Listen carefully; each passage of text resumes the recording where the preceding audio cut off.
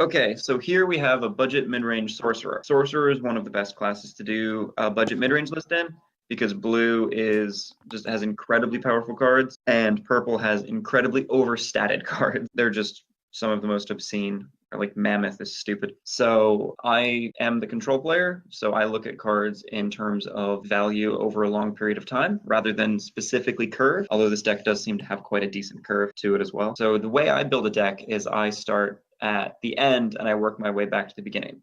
So the first things I added to this deck were lightning bolts, corrupted shades, mammoths, spirits.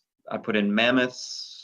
Blackworm Necromancer is a very powerful endgame card, so definitely had to put that in first. What this deck is planning to do is just put in giant threat turn after turn, overstated monster every turn, beat your opponent down with it, and then you'll have Royal Sage and Necromancer to activate, which are going to be just snowball mechanics. They're win more cards, but mid-range needs that because by the time it's falling off, if you win more, you're beating the controls that are getting to the same point in the game as you. The only issue this deck might have would be against aggro, so you would want to put in cards that would stop that. Dark Guardians, Wardcrafters, Harpies, and Barrowstalkers are very good against aggro or in the mirror matchup. For reach, to get your opponent to that all-important life total of less than yours to activate Royal Sages and Blackrobe Necromancers, you have Camlorn Heroes, you have Satanine Courier, cannot believe I said that right on the first try, and Lightning Bolts just as like extra reach to get them down. Cal, you want to talk about the curve of the deck? So this is, looking at the graph here is deceptive because a lot of the things, although it looks on face like it has 18 2-drops,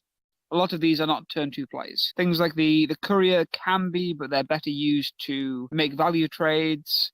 The Harpies are obviously going to be tempo plays. You're seeing that the deck is a mixture of removal to deal with early threats while you're setting yours up and a pile of big things that are very difficult to remove. So this gives you this idea that you're curving somewhere in between aggro and control rather than being... You're not trying to get your opponent dead as quickly as possible. If you're playing an aggro mirror, you're the control deck. If you're playing the control deck, you're the aggro deck. Like, you can play either role, not necessarily as efficiently as either of the others, but you have, as a mid-range deck, the tools to deal with any game in a balanced fashion.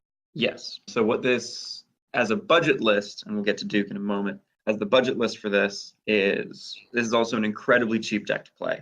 I think I tried to limit myself to 2 epics when I was building it. So I put 2 Corrupted Shades just because they're massive and terrifying. But it's, 48 commons and rares? Easy. And I would say that they all are, it's pretty close to the original list. You can look at Justin Larson for the original list. Do you want to tell us some of the upgrades you would make to this reg?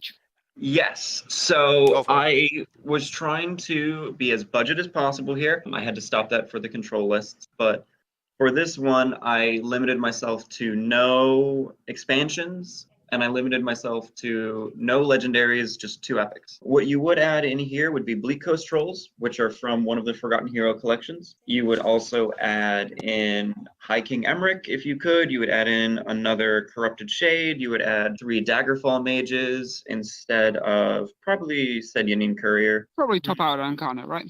We would want Ancano. You can afford him for 500 gold, so he's not an incredibly expensive legendary. He's probably one of the easiest to get, considering his deck is the first one you should go for. If you're new, you buy the Ancanos, whatever the hell that was called. Huh? What? I didn't say anything about Brynjolf. What? Brynjolf? Brynjolf's the second one. Brynjolf's the second one you go for. God damn it. Well, actually, no, Parthenax was probably the second one. Shut up. But you top out with Ancano just for a little more reach. You might want to add in... No, yeah, you would just add in Daggerfalls, a 3rd Corrupted Shade, HikingEmeric, Bleak Coast Trolls. High King or High King? Emeric. Okay, there you go. Emeric on the throne, not Emeric up a mountain. Yeah, no. Yeah. I some people might get that confused. They're like, wait, HikingEmeric is an actual card? No. I suppose the last thing I'd say about this list is, in my opinion, you get to play the strongest of the dual color rares. Sorcerer's Negation is not a fair and balanced card. No, it's retarded. It's a horrifying monstrosity, and I don't know who thought that was okay. What you have to understand is you do not have the ways to end the game with HikingEmeric and Ancano, and you don't have the huge power of Bleak Coast Trolls, and you don't have the stain power that tomes give you, and you don't have like silences and siege catapults and stuff. So you need to end games. That's something budget decks need to do. They need to be able to end a fucking game before you get blown out by your opponent who's running better cards than you. So if you can at any point get your opponent to lower life than you and then drop down a Black Room Necromancer and pull back a Mammoth or pull back a Royal Sage even, that's a good way to end a game because that is an obscene amount of value. And this is a very aggro-friendly deck, I feel, just because of the Royal Sage and the Blackworm Necromancer on there. Yeah. Both of them can They easily, kind of turn the tide, or not even turn the tide, but give you the win if you drop them at the right time.